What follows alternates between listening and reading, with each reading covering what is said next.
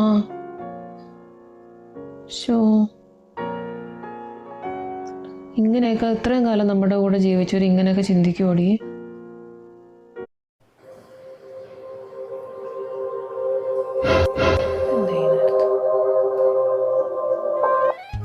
Hello hello. ആ റെജിന. ആ എന്താടാ, എന്തെടുക്കടാ, തിരക്കിലാടാ?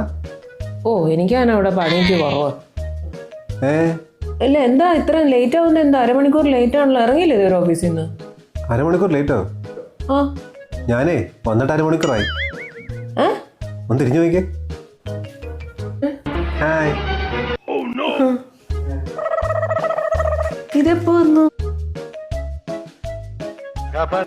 ഞാൻ കണ്ടില്ല. മനസ്സിലായി. ചായ എടുക്കട്ടെ.